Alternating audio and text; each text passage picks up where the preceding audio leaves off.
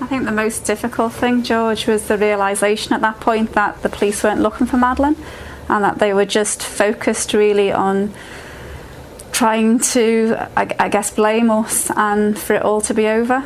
And obviously that is, one of the most damaging things that could then happen to the search, really, was for the police to stop looking and to convince the general public as well that we were somehow involved.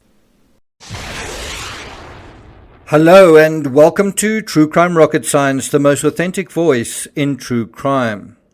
Well, it's incredible news. It's news many of us have been waiting for a long time, for years in fact. The highest court in Europe, the European Court of Human Rights, rules Tuesday on the Madeleine McCann case. Now make no mistake, the stakes are high. This Tuesday, September 20th, 2022, the European Court of Human Rights will finally rule on a 15-year-old case. It's arguably the most famous missing persons case in true crime, and many imagine it's the most inexplicable. Before we get to that, if you haven't subscribed to the channel, please do like, share, leave a comment. If you're enjoying this content, be sure to hit the thanks icon. And let's get started. The European Court of Human Rights judgment may shed some light on what the highest court in Europe really thinks of the McCann circus. Will they find in favor of the McCanns? In other words, will they agree that the McCanns have the right to be presumed innocent within the context of their daughter's still unsolved disappearance? Madeleine is still quote-unquote missing. Or will the Portuguese government enjoy the satisfaction that one of their detectives who originally led the investigation and was fired just sort of 3 months into it was actually justified in making certain statements, in publishing a book alleging the possible involvement of the parents? Now, according to the Portugal resident, quote, whatever the ECHR, that's the European Court of Human Rights, decides, it will not affect Gonzalo Amaral. Portugal's Supreme Court ruled in 2017 that the book he wrote fell within his own rights to freedom of expression, end quote. I beg to differ. Amaral, if the McCanns lose, will be regarded as the winner, and that his arguments had some merit after all. It'll be a validation, won't it? And if Amaral doesn't directly win any compensation, it may mean he's finally able to publish his book and distribute films in Britain as well. So he may get some kind of financial compensation in an indirect way. But now that Britain is no longer part of the EU, who knows? Maybe not. Maybe he still won't be allowed to publish his work in that country. Bear in mind, Amaral has for more than a decade been the whipping boy of the Madeleine McCann case, the object of scorn and derision for daring to imagine that either of Madeleine's parents may have behaved suspiciously. The decision from the Brussels-based court may or may not endorse the work of the detective from Portimao in the Algarve. But this part from the article in the Portugal resident I do agree with. Quote, the decision, if it goes against the McCanns, could severely affect them, as they will then be liable to pay court costs, which have essentially been put on hold since the complaint to the Strasbourg court was made. Oh, pardon me, apparently it's the European Court of Justice that's based in Brussels that deals with matters of European Union law. The European Court of Human Rights is in Strasbourg in France. Sorry for that error. But I think the point made by the journalist in the Portugal resident is accurate, that if the judgment goes against the McCanns, it could severely affect them. I think they will have to pay high court costs, and it's possible the public ire against them will rise as well. Sentiment may actually turn. So I don't really think finances are going to be a big deal. The McCanns fund, based on public donations, currently stands at just under £1 million, at £931,500. So if they lose, and no matter how much they lose, they likely won't pay a dime. Their supporters will actually be paying for it.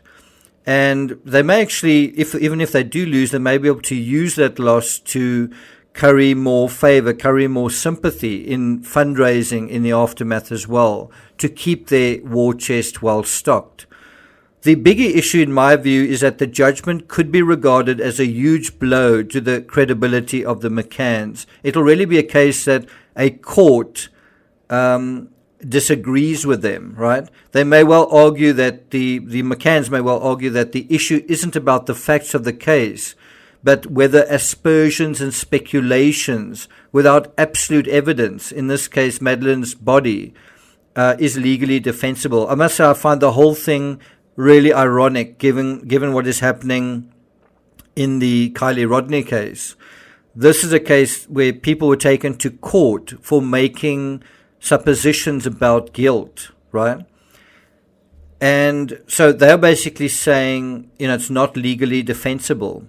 But the reality is, in order to evaluate their case, the European Court of Human Rights would have to look at the evidence of the case. They would have to examine the claims and the assertions, the aspersions and suppositions made by Amaral, and decide whether or not they have merit.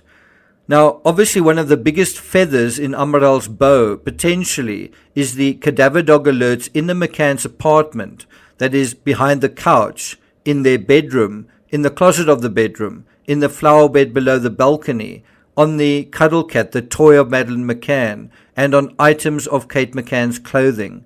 Cadaver dogs even alerted on the McCann's rented vehicle, to the key fob, and to areas near, I think, the passenger door trim of the front passenger door, as well as the rear hatch area beside the wheel compartment. This alone, these alerts, could sway the European Court to say, well, maybe he was allowed to think in a particular direction. On the other hand, if the court has mild ADHD, it might have paid a lot of attention to the news that, have you noticed, suddenly started circling through Europe since June or July 2020. So for the past 2 years. Remember Christian Bruckner? He's really been in the headlines for these past 2 years, with British media gasping breathlessly for weeks on end, then months on end, then years, that the new prime suspect, and that should really be in inverted commas, the new prime suspect in the Madeleine McCann case is about to be arrested. He's about to be charged. He's about to be put on trial. Fill in the blank. It's about to happen for, I guess, Madeleine McCann's murder. Now, although Bruckner ticks many of the boxes for the favored stranger abduction theory, it actually looks like he has an alibi. And despite the Gestapo insisting that they have their man, even the McCanns don't seem to agree that Madeleine is no longer alive. That's the basis of the German investigation, that Bruckner actually committed murder. Even the McCanns don't agree with that. But one wonders what the European Court, if they paid any attention to this news circling constantly for the past 2 years about the Madeleine McCann case, ostensibly, and then just nothing happens. For my part, in broad strokes, I agree with Amaral, if only in one area, and that is that Madeleine is no longer alive. The McCanns have done a phenomenal job in convincing much of the world's media and their supporters that despite no evidence for over 15 years, Madeleine is out there. They still hope that Madeleine is out there. In other words, they simply ignore the cadaver traces. And every time a case comes up where, and they are very infrequent, they are very rare, where someone goes missing and they are found living happily ever after somewhere, the McCanns sort of promote that. They say that's exactly what's happening with our daughter. She's living happily ever after somewhere, and the search for her must continue. Over the past 10 years, I've written many books on the McCann case. I even went to Portugal in 2019. At that time, another German suspect was sort of making the rounds, and he was then followed the next year by another German suspect, a different one, and that was something that Amaral predicted. He predicted that they would march these suspects into the media. And then isn't that what happened? Anyway, after writing about the JonBenet Ramsey case, I wrote a number of books on the McCann case. I see many similarities. It also revealed to me how consistent PR, just repeating the same message over and over in books, in interviews, in documentaries, can create a kind of apologia which literally creates a new reality in the minds of the modern distracted audience. More than 2 years ago, I started writing Madeleine McCann, Beach of Light. It was meant to be my 6th and final book in the McCann case. And obviously, when I started writing it, I assumed that the Bruckner ruse would be a short one, that it would all be over within a couple of months. And I also thought the European Court of Human Rights ruling was imminent.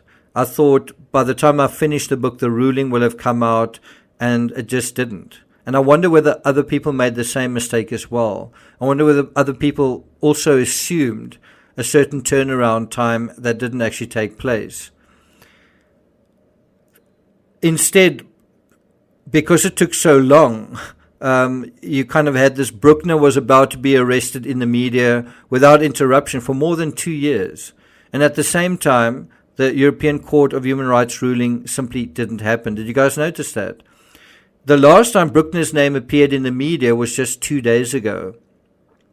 But Bruckner's been adamant that he had nothing to do with Madeleine's disappearance. As recently as 2 weeks ago, he said, or his lawyer said, that new facts mean he should be released from prison. I also found it downright weird that the £20 million Netflix series, The Disappearance of Madeleine McCann, came out in March 2019. It came out slap bang during the period when the ECHR was set to rule on the McCann case. Wasn't that convenient? It's still available on Netflix more than 3 years later. Was that a coincidence? Because if it was a coincidence, the McCanns had to feel incredibly lucky. They had to feel that it was incredibly fortuitous, that such a big promo for them, something that was so much in their corner, so much that was so much on their side. And apparently they had nothing to do with it. They didn't participate in it, but they did appear in it using archive footage. But it nevertheless came along exactly when they needed it to. The disappearance of Madeleine McCann is McCann apologia. It basically supports the McCann story. It resonates with the PR that they were pushing all along. It promotes, in fact, all of their PR people. It's filled with all of the PR people that they hired during the course of the case and repeats what they said. So the question is, will the European Court of Human Rights be swayed by it, by this Netflix documentary? What do you think? By the way, I've done a series of debunks dealing with each episode in the Netflix documentary, and I'll put a link to that playlist in the description if you're interested. So on 7th September 2017, more than 5 years ago, we heard for the first time that the case was being sent to the ECHR, right? It was actually sent to the ECHR in July of 2017. In that same article from September 2017, it was said, quote, "It is understood that the result of the appeal will not be known for at least 4 years." Well, 4 years from 2017 is 2021, but of course the pandemic delayed some of the court processes, probably by about a year. Think about other court cases that have also been put on hold and delayed for the same reason. Now, think again about the timing of the Netflix documentary, which came out just 2 years into the 4-year wait period, and also the Bruckner saga, which hit the airwaves 3 years into the case that went to the ECHR, and with 1 year in theory to go. Well, that saga ended up being stretched over 2 years. One wonders whether after the judgment, whether the Bruckner saga will continue. Will it need to? What do you think? Well, we'll know on Tuesday, which will be Judgment Day for the McCanns, and I'll be reporting on that on Tuesday when the result comes out. So look out for that. Thank you for listening, and I'll see you guys next time.